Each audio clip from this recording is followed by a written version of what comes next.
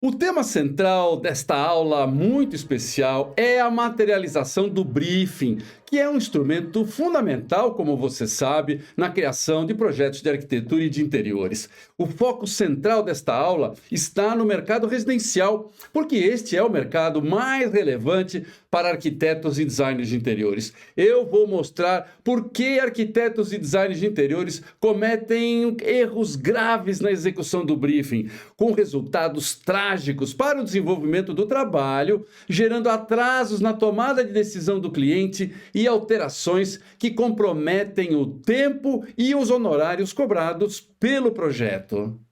Mas antes de entrarmos no nosso tema de hoje, eu peço a você que deixe o seu like, porque é a maneira que você tem de reconhecer o esforço que a gente faz aqui para disponibilizar esse conteúdo de forma gratuita. E peço a você, se ainda não se inscreveu aqui no canal, faça isso agora e acione o sininho para você receber as novidades que a gente publica aqui todas as semanas. Você vai conhecer uma nova maneira de realizar o briefing que evita erros e atrasos e mais, estabelece um nível de diferenciação do seu escritório na mente do cliente, o que aumenta a conversão de propostas e melhora muito o valor dos honorários cobrados pelo projeto. 99% dos arquitetos e designers de interiores fazem uma entrevista presencial com um dos membros da família, em geral a mulher, quando o núcleo familiar é o tradicional, um homem, uma mulher e filhos. Nessa entrevista, levanta-se dados que servirão de base para a criação do projeto.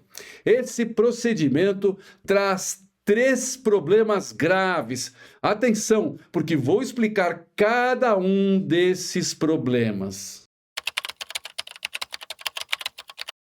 O primeiro problema é que durante a entrevista na presença do arquiteto, o cliente procura respostas que ele imagina serão do agrado do arquiteto. O fenômeno é conhecido como desejabilidade social.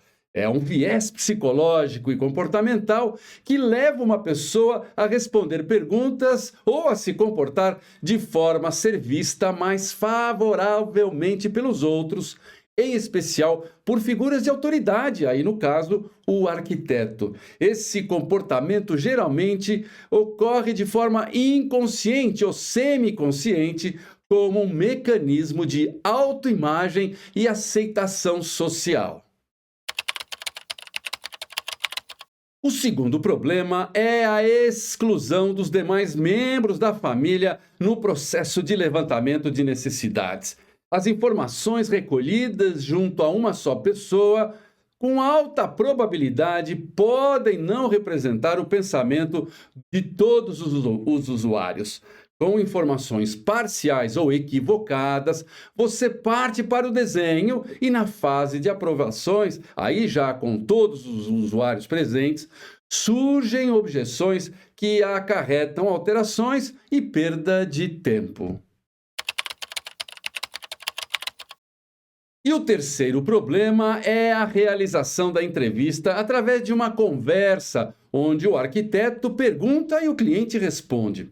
Ao falar, usamos menos áreas do cérebro e as respostas, portanto, são menos elaboradas. Quando escrevemos à mão, ativamos mais circuitos motores e circuitos motores mais complexos, além de áreas associadas à memória e à atenção. O cérebro entra em uma ação de forma mais ampla na escrita manual. É um processo mais lento, exige que o cérebro selecione, resuma e reinterprete o conteúdo antes de colocá-lo no papel. Com o questionário respondido por escrito por cada usuário maior de 14 anos, você gera também um documento que será útil no momento de aprovação do estudo preliminar. Na dúvida, recorremos ao questionário e usamos esse questionário como um documento para mostrar por que o desenho optou por aquela solução. Os três problemas que eu já citei nos levaram a criar um método para o briefing estruturado em um questionário que deve ser respondido por escrito individualmente pelos membros da família maiores de 14 anos, como eu já mencionei. Chamo esse exercício de criação conjunta com o cliente. É muito importante envolver o cliente no processo para que os usuários entendam por que devem investir tempo nas respostas ao questionário. Você deve valorizar esse tempo que o cliente vai investir. O arquiteto recebe os questionários respondidos, analisa, encontra eventuais divergências e parte para uma reunião de harmonização com todos os integrantes da família. Nessa oportunidade, o arquiteto alinha percepções e desejos. Por exemplo, o pai manifestou no questionário o desejo de ter um amplo home theater, mas os dois filhos querem estações completas nos seus dormitórios. Alinhar esses desejos conflitantes antes de desenhar é essencial para evitar retrabalho. Durante a reunião de harmonização, educamos o cliente para o processo de escolha de materiais e equipamentos. Em geral, o cliente não tem noção de preços e muito menos sabe das opções existentes no mercado. É fundamental, antes de partir para o desenho, obter do cliente um direcionamento efetivo sobre investimento. No nosso método, fazemos isso explorando um leque básico de materiais e equipamentos, explicando as diferenças e os custos respectivos. Minha recomendação é que você apresente para todos um painel exploratório, listando um grupo de acabamentos e equipamentos que serão necessários para a obra ou reforma. Note que ainda não desenhamos nada. Explique que cada item tem distintas classes de preço. Nosso objetivo é orientar o cliente na definição do investimento necessário. Aqui, neste exemplo de revestimento, mostramos alternativas e os seus respectivos preços. Não se fixem aqui nos valores, mas entendam o conceito. Fazemos o mesmo com outros materiais, sempre buscando a conscientização do cliente para a realidade da oferta e dos custos. Você vai conhecer agora o nosso modelo de questionário. Mas olha, assista até o final, porque lá no final eu tenho uma surpresa para você. O questionário está dividido em algumas partes. A primeira parte, só uma pessoa responde. São dados básicos sobre o imóvel. A segunda parte, aí já é respondida individualmente por cada integrante da família maior de 14 anos. Entre outras informações, levantamos de cada usuário a altura, o peso, o número do sapato e tamanho do braço. Assim, você pode desenhar e respeitar a ergonomia de cada um. Vamos explorar a seguir dados importantes, mas relativizando essa importância. Não esqueça destes membros queridos da família. Muitas famílias têm hoje pets e não têm filhos. Veja que conduzimos os usuários a refletir sobre aspectos do cotidiano que serão fundamentais para a fase de design. Famílias que gostam de receber acabam investindo mais nas áreas sociais. O cuidado com o corpo e a mente faz do exercício físico uma rotina. Se tiver espaço em casa para isso, melhor ainda.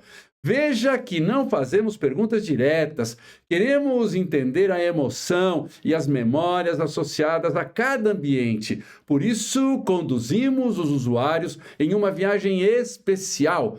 Em um projeto, nem sempre é possível conciliar soluções estéticas e técnicas, ou que favoreça o convívio ou preserve a privacidade. Pedimos a reflexão também sobre questões econômicas e de durabilidade.